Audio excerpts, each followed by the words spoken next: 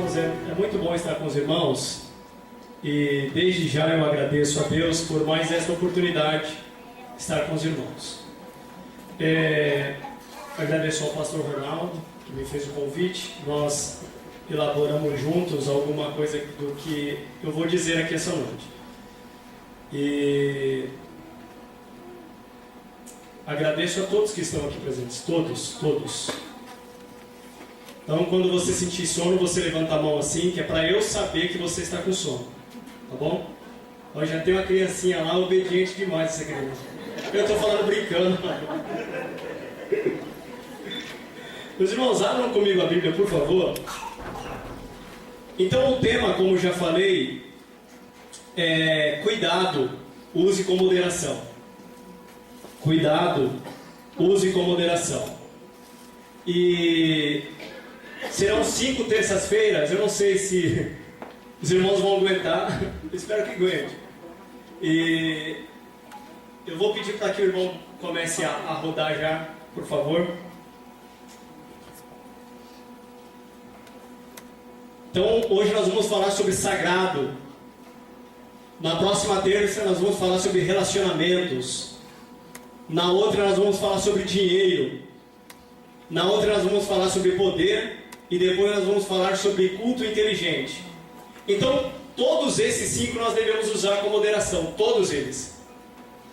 Por exemplo, quando o escritor João disse: a todos quanto recebeu, deu-lhes o poder de serem feitos filhos de Deus aos que creem no seu nome. Quando ele diz poder, ele está falando poder possibilidade ou ele está falando poder autoridade? Então nós devemos saber se é poder possibilidade ou é poder autoridade. Se agora eu tenho a autoridade de filho de Deus ou se eu tenho a possibilidade de ser feito um filho de Deus. Tá certo? Então a gente vai brincar um pouco com essas palavras ao longo dos dias. Mas hoje nós vamos falar sobre sagrado. A grande pergunta é: o que é sagrado? O que é sagrado? Opa, é isso mesmo. É tudo que é relacionado ao serviço divino. Tudo o que é usado no serviço divino. Tudo. E aí eu gostaria de fazer uma pergunta aos irmãos, antes de ler aqui, 1 Coríntios capítulo 10, versículo 31.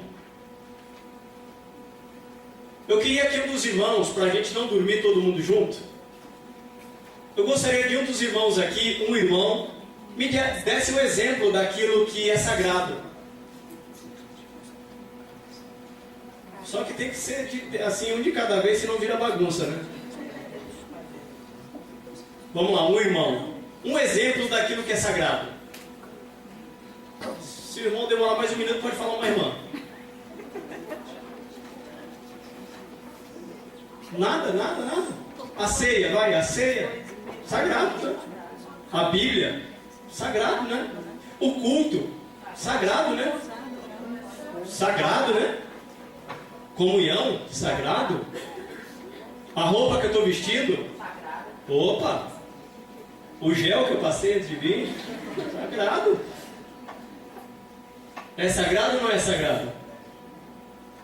Você comeu hoje no Habib's? Você comeu ou não comeu? A minha esposa ficou me esperando, ela comeu no Habib's. Sagrada a alimentação dela, sim ou não? Sim ou não? Sim ou não? Então vamos lá, a gente vai brincar um pouco. Hoje alguém me perguntou: Beto, você vai pregar lá? Eu falei: não. É estudo? Eu falei: não. É uma conversa. Ok? Então vamos lá, diz assim, primeira carta de Paulo aos Coríntios, capítulo 10, versículo 31, que diz assim: portanto, quer comais, quer bebais, ou façais qualquer outra coisa, fazei tudo para a glória de Deus. Então, se você come para a glória de Deus, você come, a comida se torna sagrada. Agora, nós devemos tomar cuidado porque antigamente, por exemplo, havia uma separação entre músicas. Ou a música era sacra, ou a música era ou profana ou sacra, né? Ou ela é sacra, sagrada, ou ela é profana, mundana. Agora eu pergunto, hoje nós podemos ter a mesma concepção? Por quê?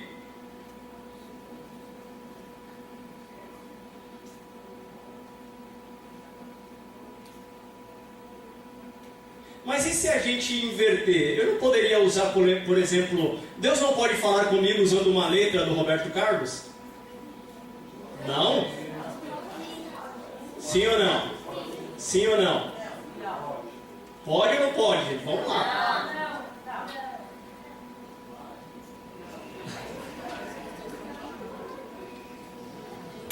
Roberto Carlos não, vai, então vamos lá, vamos colocar Toquinho, por exemplo. Vinícius de Moraes. Gente, pode. Pode porque assim, por exemplo, quando você ouve uma ópera, você, na maioria das vezes, você não sabe o que ela está dizendo, mas você gosta pela sonoridade, pela melodia. Não é músico, pelo jeito, né? Pela melodia. Aí a gente fica pensando assim, ó, então o funk, ele é profano.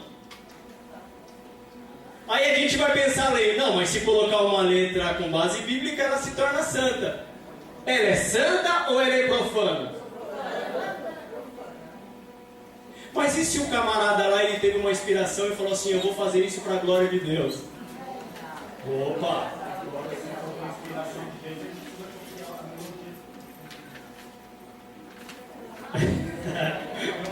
Gente, isso é tão complexo, e é bom esse momento porque durante o culto a gente não consegue conversar sobre isso.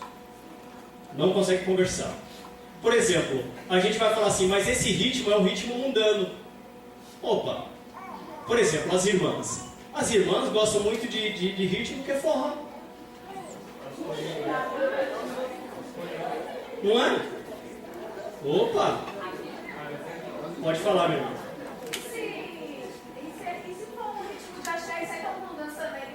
Se for para a glória de Deus, sim. Amém? Opa! A gente está fazendo um louvor aqui que é axé. Vamos fechar aqui. Oi? Gente, olha, isso daqui é bom você anotar. Não é porque eu não gosto que é errado. Agora, não é porque eu gosto. Não é porque eu gosto que se tornou santo. Não é porque eu não gosto que se tornou profano. Tá certo? Então, na verdade, isso daqui era só uma pincelada, a gente esticou bastante. Agora, por exemplo, quando eu me ajoelho na igreja, essa minha atitude, ela se torna santa. Sim ou não? Sim. Só que, tem o pastor Jeremias Pereira, ele usa uma frase que é bem legal. Vamos abrir o confessionário aqui. Quantos aqui já chegou na igreja e ajoelhou só para que alguém visse que você ajoelhou? Mas você ajoelha, você nem fala nada, não dá nem tempo de falar nada. 3 segundos. Pá. Quantos já fizeram isso aqui? Deixa eu ver. Ah, pelo amor de Deus, vai, gente. Só na minha igreja. Eu já. E tem dia que você fala assim, eu vou me ajoelhar só porque... Não é? Vamos lá. Quando Moisés ele estava no monte, chamado de Moisés, capítulo 3 de Êxodo, ele vê lá algo e ele não entende direito, é uma sarça pegando fogo. Do meio da sarça ele ouve uma voz dizendo, Moisés, tira as sandálias dos teus pés, porque... Mas se tornou sagrado por causa da sarça que estava pegando fogo, ou a sarça pegando fogo estava pegando fogo porque estava no lugar sagrado? Opa!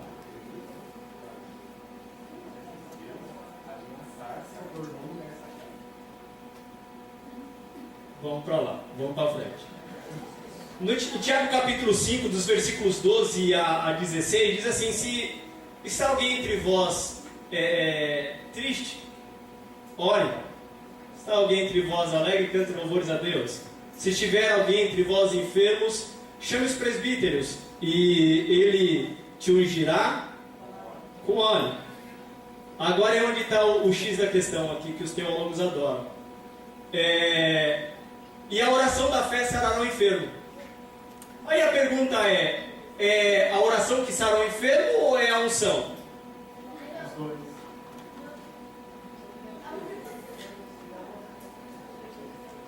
Então, os irmãos observem que essa relação sagrado e não sagrado, ela é um leque, tá certo? Então, por exemplo, em alguns lugares na Inglaterra, o berço do cristianismo, ou um dos berços do cristianismo, algumas igrejas literalmente faliram, por não poder pagar o aluguel. Então o que eles fazem? Eles utilizam um local onde durante uma parte do dia é feito bailes, é um local de prostituição, de tudo quanto é coisa errada, e à noite ele se torna um local de culto. Aí eu pergunto, o local onde eles estão é um local santo ou é um local profano? A Bíblia diz: onde estiverem 2 ou 3 reunidos no meu nome, ali eu estou presente. Então não é o ambiente que torna o culto agradável a Deus, sou eu e você. A Bíblia diz que quando 2 ou mais concordarem acerca de qualquer assunto, isso será ligado no céu. Tá certo? E, gente, isso tudo é uma introdução para dizer algo que Martinho Lutero disse. E Martinho Lutero, ele diz com base nesse texto que nós lemos. Ele diz que uma mulher que trabalha numa leitaria, se ela, quando estiver ordenhando uma vaca, se ela fizer isso para a glória de Deus, esse ato dela torna sagrado.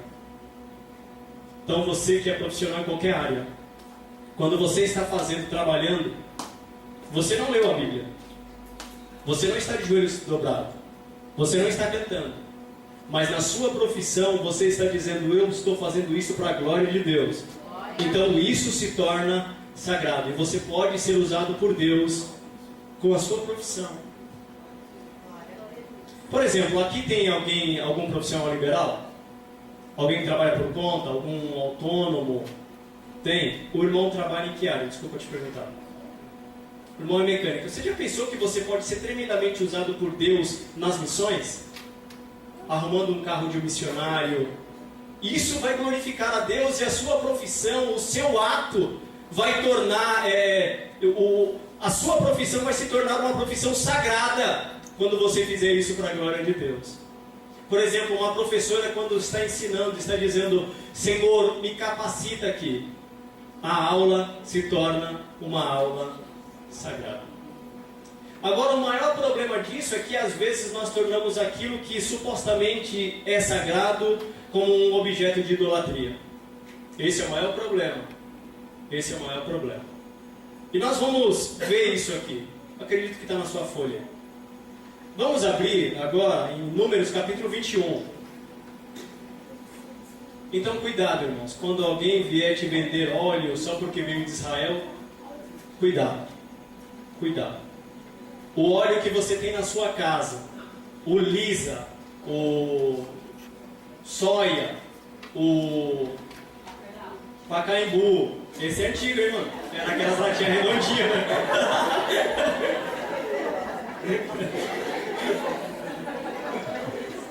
É melhor parar por aí, né? A senhora foi longe agora, né?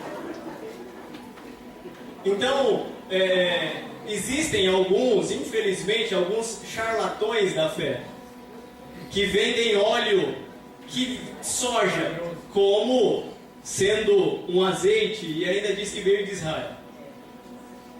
E eu pergunto: o azeite de Israel faz mais milagre do que o azeite, o óleo pacaembu que a irmã tem na casa dela? Não, de forma nenhuma. De forma nenhuma. De forma nenhuma. Então cuidado, irmãos. Cuidado. Se você comprar como souvenir, tranquilo. Se você comprar como um objeto de decoração na sua casa, uma lembrança, não tem problema nenhum. O problema é quando nós começamos a divinizar. Quando nós começamos a tornar tão sagrado que isso se torna intocável. Esse é o problema. Esse é o problema. Então acompanhe comigo aqui a leitura. Capítulo 21 de Números, versículo 9. diz assim: e Moisés fez uma serpente de metal e pô-la sobre uma haste. E era que, mordendo alguma serpente alguém, olhava para a serpente de metal e ficava vivo. Então nós temos que entender o seguinte, que essa serpente de metal, quem ordenou que construísse foi o próprio Deus. Foi o próprio Deus. O povo estava murmurando, então o Senhor Deus ordenou que serpentes ardentes ou serpentes venenosas atacassem o povo, e muita gente morreu. E aí Moisés intercede e Deus diz assim: olha, faz uma serpente, coloca numa haste. Todos aqueles que forem picados por serpentes e olharem para ela, serão salvos, ou serão curados, ou o poder da serpente não vigorará sobre o corpo deles. E assim Moisés fez. E isso é tão tremendo, isso é tão sagrado, que depois Jesus vai fazer referência. É o capítulo 3 de João, né? Assim como Moisés levantou a serpente no deserto, importa que o Filho do Homem seja levantado. Está falando sobre a obra da redenção, ok? Só que o maior problema ficou parado aqui, meu irmão, era para a gente ir rodando. Olha lá. Volta um, irmão, por favor. Então ele é um símbolo de redenção. Ele foi erguido por uma ordenança divina, mas foi para o momento. Foi para aquela ação. Foi por aquele objetivo. E muitas das vezes Deus nos manda, nos ordena a fazer alguma coisa, e a gente usa aquilo como uma doutrina. Não é? Usa aquilo como regra de fé e prática. Mas Deus está dizendo, não, é só para aquele momento. Só para aquele momento. Nada mais. Ok? E só que acontece o seguinte, que o povo foi tomando aquilo como sendo algo não só sagrado, mas divino. E foi adorando, queimando incenso, queimando incenso, queimando incenso. E chegou ao ponto que 700 anos depois, essa serpente de metal no deserto já tinha um nome. Qual era o nome? Neustan. Isso está em 2 Reis, capítulo 18. Se você quiser acompanhar, por favor. 2 Reis, capítulo 18.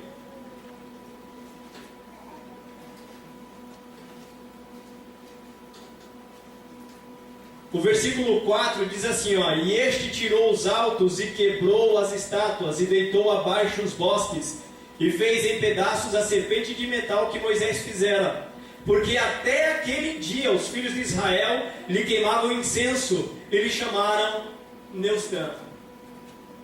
Então era algo para o momento. Algo para o momento.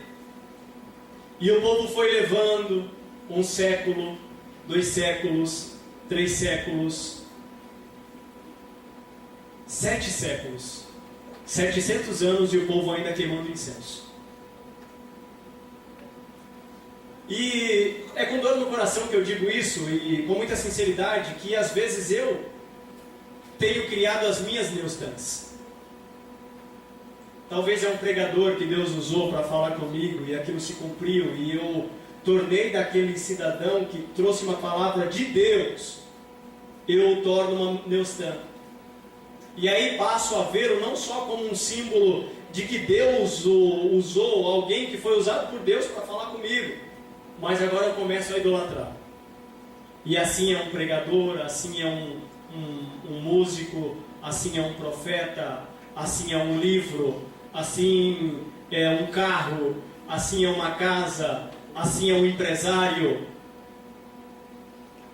E a grande dúvida essa noite é: qual é a sua Neustan? Qual é a coisa que você tornou sagrado?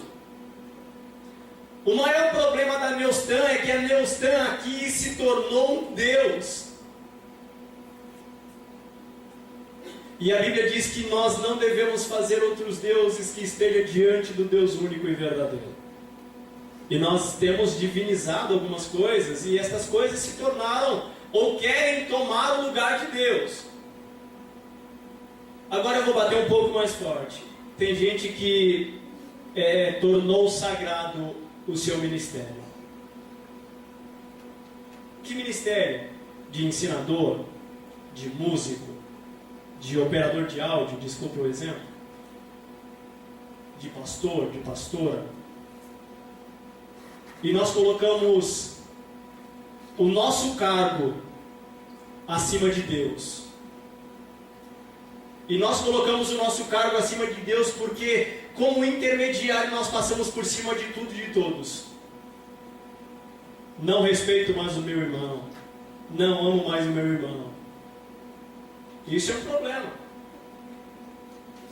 Então, é certo que algumas pessoas desagradam a Deus com cargo e tudo.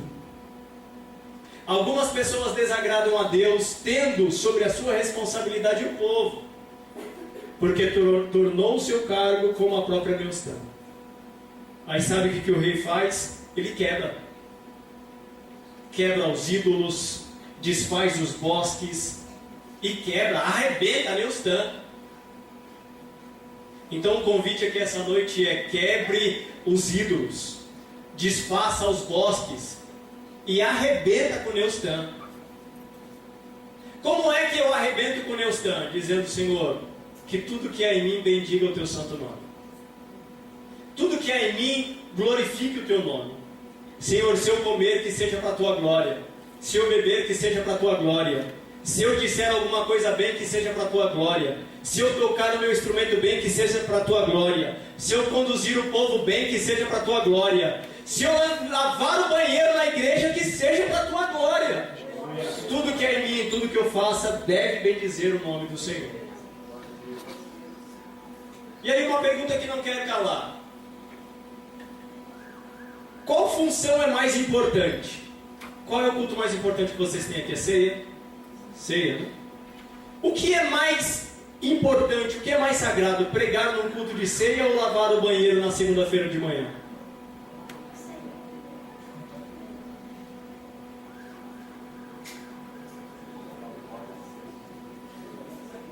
O problema é que alguns que pregam no culto de ceia, que é o culto mais cheio, por exemplo, na nossa igreja estão todas as congregações naquele dia. Acho que chega a 600 pessoas, 700 pessoas. Umas 800 pessoas. Então, pregar no culto de ceia é a glória. Para quem gosta de falar, para quem gosta de pregar no culto de ceia na nossa igreja é... Só que nós temos um exemplo vivo na nossa igreja. É a esposa de um pastor, irmã Salete. Nós fazíamos uma consagração com a mocidade. E dirigíamos embaixo, assim. E as cadeiras ficavam ao fundo, assim, no púlpito vazia. E todos os sábados de manhã ela vinha com um vidrinho de óleo de peroba, uma flanelinha, ia limpando estofado por estofado, chorando. Nós dirigindo o culto embaixo e a irmã limpando, com zelo, com carinho, chorando. E nós perguntávamos para ela, ou perguntamos uma vez: irmã Salete, por que a senhora sempre chora limpando os bancos? Ela disse: porque é honroso limpar os bancos onde os homens de Deus sentam. E eu pergunto: o que é mais valoroso? É pregar no culto de ceia à noite ou limpar um banco no sábado de manhã? Tudo que é feito para a glória de Deus se torna sagrado. Tudo que é feito para glorificar o nome do Senhor se torna sagrado. Então aqui eu sei que a maioria de vocês são líderes, são obreiros, são músicos. Então tudo que você faz, faça para a glória de Deus. Um outro exemplo, e aí já para a gente encerrar, quebrar os ídolos. Um ídolo é tudo aquilo que quer roubar o lugar de Deus. Um ídolo é tudo aquilo que quer se equiparar a Deus. Um ídolo é tudo aquilo que quer sentar num trono como Deus. O trono, no caso, é o nosso coração. E quem dá autoridade para um ídolo sentar ou não no nosso coração somos nós mesmos. Eu dou autoridade para ele. Tá certo? O Salmo 115 vai dizer que esses ídolos, eles têm mãos, mas não pegam, têm pés, mas não andam, têm boca, mas não falam. Esse é o Salmo 115. E o interessante é que a Bíblia diz assim, que todos aqueles que fazem ou amam esses ídolos se tornam semelhantes a ele. Ou seja, quando eu torno um ídolo, quando eu faço um ídolo no meu coração, eu me torno semelhante a ele. Eu vou ter boca, mas não vou falar, eu vou ter mãos, mas não vou pegar, eu vou ter pé, mas não vou andar, vou ter ouvido, mas não vou escutar, vou ter olhos, mas não vou enxergar. Eu sou um zero à esquerda. Tá certo? Agora, um outro exemplo interessante para a gente fechar aqui. Moisés estava 40 dias no monte. Moisés estava recebendo toda a revelação daquilo que seriam feitos os objetos sagrados, não é? Como seria feito o tabernáculo, como seria feito cada item que compunham o tabernáculo. Moisés estava recebendo as 2 tábuas, que eram as tábuas da lei. E ele subiu, ficou 40 dias, e Arão, o povo chegou em Arão, que era o líder da época, disse a Arão, olha, Moisés, ele deve ter morrido, porque já fazem 40 dias que ele está no monte, Josué está do lado dele, não desce para dar uma satisfação, o que será que aconteceu? A gente não pode ficar sem um Deus, a gente precisa de um Deus. Aí Arão, o líder da época, o líder em questão, o líder em atividade, disse assim, olha, traga-me todo o ouro que vocês tiverem. Traga brincos, pulseiras, pingentes, pendentes, tudo. Traz. E aí ele pega e forma um bezerro de ouro. Um bezerro de ouro. E eles estão adorando esse bezerro. Isso está em Êxodo 32. Eles estão adorando esse bezerro. E quando Moisés e Josué estão descendo do monte, Josué diz a Moisés, Moisés, eu estou ouvindo o som. E é o som de quem canta. Esse não é um som de quem está perdendo, é um som de quem está jubilando. Não é? E quando eles chegam, Moisés vê o bezerro e vai perguntar para Arão, e aí? O que você me diz? A desculpa mais esfarrapada da Bíblia daqui. Arão diz assim, olha, eu não sei o que aconteceu. Eu peguei o ouro que o pessoal trouxe, joguei no fogo e puf. E o pior é que é desse jeito que está na Bíblia. Arão diz, olha, eu joguei o ouro no fogo e saiu esse negócio aí. Não sei o que aconteceu não. Foi assim. Só sei que foi assim, né? Sei não, só sei que foi assim. E Moisés quebrou o bezerro. Fez pó do bezerro. Misturou na água. E deu ao povo para beber. Então o problema não é o nosso ouro. O problema é o resultado do fogo. É aquilo que sai do fogo que às vezes nós adoramos ou deixamos de adorar. E o povo adorou o bezerro de ouro. Meus irmãos, eu venho aqui essa noite para nós conversarmos como conversamos aqui um pouco. E o que eu venho dizer para vocês é o sagrado, quando nós usamos com moderação, ele é uma bênção para a nossa vida. E eu não sei se você sabe, mas tudo aquilo que é uma bênção na Bíblia, se nós não usarmos com moderação, ele pode se tornar uma maldição. O maior exemplo, a Arca da Aliança. A Arca da Aliança era uma bênção. Só que quando o povo começou a usar de modo desordenado, de um modo sem moderação, o povo perdeu guerra, o sacerdote morre, o filho do sacerdote morre, a nora morre, eles vão para a guerra e perdem, mas não representa a presença de Deus? Sim, mas eles não usaram com moderação. Eu não sei se você está tentando, ou, desculpa, não sei se você está conseguindo entender aquilo que eu estou tentando dizer. Mas tudo que é em nós deve bendizer o nome do Senhor. Tudo, tudo, tudo. E nós devemos aprender a usar com moderação. Coloco isso para a sua vida espiritual. Coloco isso para a sua vida material. Coloco isso para o seu relacionamento. Coloco isso em todas as áreas da sua vida.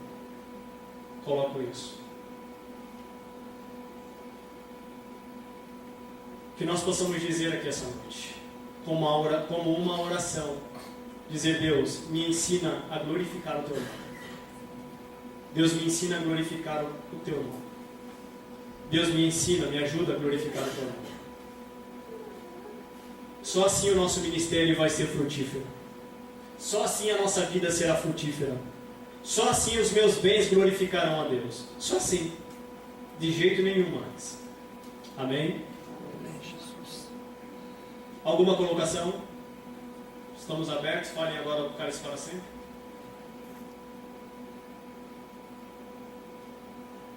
Fala você, que você é ousado.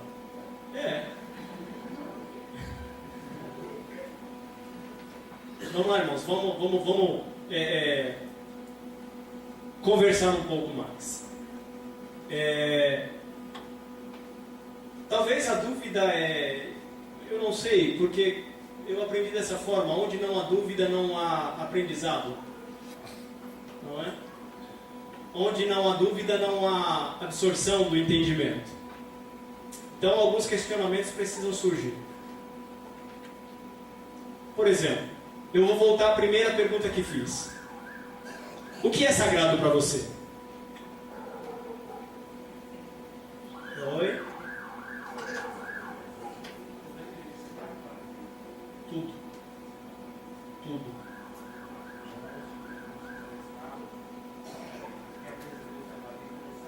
Sim.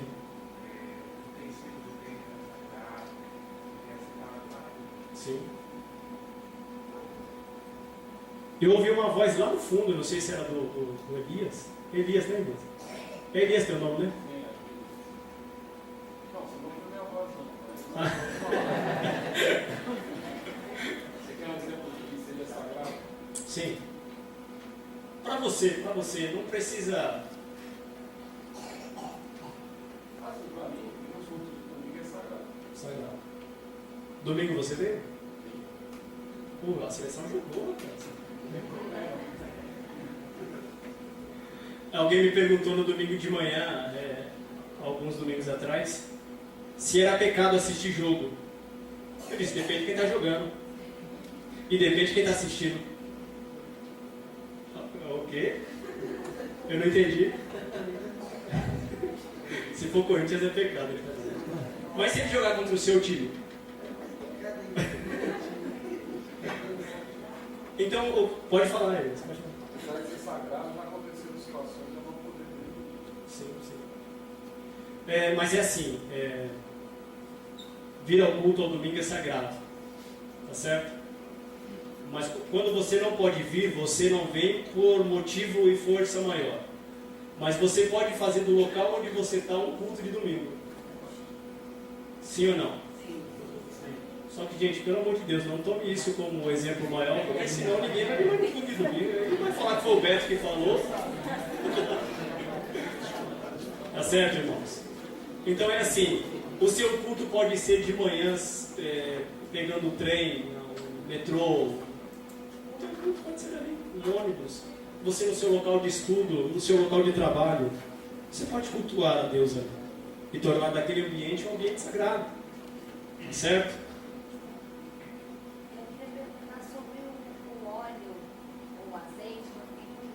Sim. Porque o senhor falou que pode ser o óleo que está no seu dentro de casa.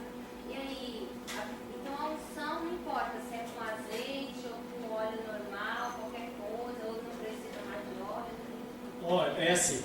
Esse óleo ele representa algo sagrado, sim ou não? Sim. Só que essa é uma prática do Antigo Testamento. Sim? Então, no Antigo e Novo Testamento, eles ungiam, por exemplo, mortos. Alguém aqui tem a prática de ungir morto? É fora da realidade, isso não. Mas o outro não era ungido com perfume para poder conservar mais o corpo? Era unção. Era unção. A mesma unção que uma mulher pecadora, que nós não sabemos o nome, deitou nos pés de Jesus, e depois Marta, a irmã de Lázaro, também deitou nos pés de Jesus, era a mesma cerimônia. Certo? Mas a sua pergunta é o seguinte: se eu estiver num local e não tiver azeite, e agora? E agora? Eu vou contar um testemunho que eu ouvi de um pastor que eu acredito que ele não mentiu, mas eu vou contar da mesma forma que ele contou. Tá ok? Inclusive é esse mesmo pastor Jeremias Pereira. Ele é o pastor da 8ª Igreja Presbiteriana em Belo Horizonte. Ele contou um testemunho uma vez e eu achei aquilo um absurdo maravilhoso. Sei lá. Uma criança estava enferma e chamaram um obreiro para orar. E esse obreiro era, sabe, essas pessoas que não têm tanto estudo, não é entendimento, mas estudo. Ele é uma pessoa mais, né? E ela foi ao hospital e a criança já estava desenganada, não comia mais, já não tinha mais reação, e os médicos já tinham dado, né, por desenganado. Então aquele irmão foi orar, orou fervorosamente e perguntou para alguém se eles tinham algum tipo de óleo para poder ungir a criança. E eles disseram: não, nós estamos no hospital, não tem. Isso está na internet, eu não estou inventando e me forçando. Depois os irmãos procurem lá, os irmãos vão ver. Aí ele disse assim aos pais da criança: vocês permitem eu cuspir no chão e passar o cuspe na criança? Aí disseram: olha, isso não é muito higiênico, mas... E ele cuspiu no chão e ungiu a criança com a saliva. Tá certo? E foi embora. Quando foi uma semana depois, procuraram aquele irmão desesperadamente. Cadê o irmão que fez a oração assim, assim, assim, assim? E contaram para ele o que tinha acontecido. Falaram: ó, irmão, quando você virou as costas e terminou a oração e foi embora, a criança que estava em coma, não comia, não fazia nada, estava indo atrás do médico, brincando com o carrinho e pedindo alguma coisa para comer. Eu acredito nisso. Piamente. Então onde está o segredo aí? No óleo, no cuspe ou na oração da fé? Tá certo? Eu estou dizendo que é para abolir o óleo da unção? De forma nenhuma. Mas haverá alguns casos que não será possível isso. Tá certo? Então é mais ou menos assim. Tá bom? Eu li um livro que a doutora Rebeca faz para a Então, porque assim, o motivador é a fé. Se você ler o texto, você vai ver que a oração da fé sara o enfermo. Tá certo? Agora, dentro de um contexto, isso era uma prática do Antigo Testamento. Tá certo? Ok? Alguma posição mais, alguma colocação? Estamos abertos para qualquer negócio? Pode dizer.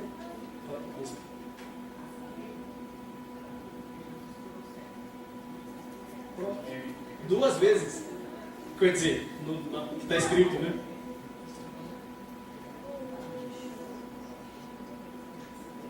Tá certo?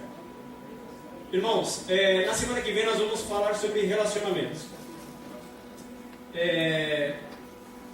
Obrigado. Já tem. Eu estou com inveja de você mesmo.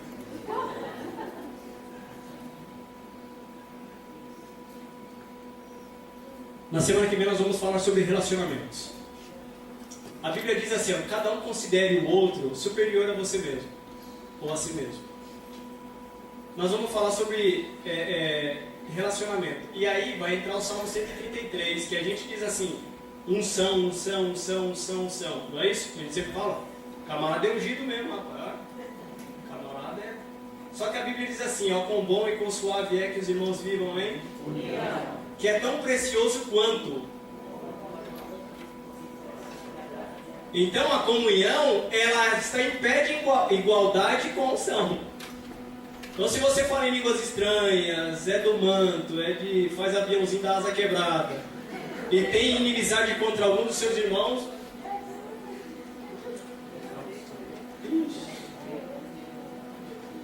moiou, né, irmão? Moiou. Amém, meus irmãos? Então a gente vai conversar bastante essas outras terças-feiras. Foi um prazer estar com os irmãos hoje. E na terça-feira que vem nós estaremos nesse mesmo bate-horário, mesmo bate-canal. Amém? A bate-caverna aqui. Amém? Deus abençoe todos os irmãos. Espero que tenha sido de bom entendimento para todos os irmãos. Amém? Deus abençoe pastor Ronaldo, bispa, amados irmãos. Deus abençoe a todos.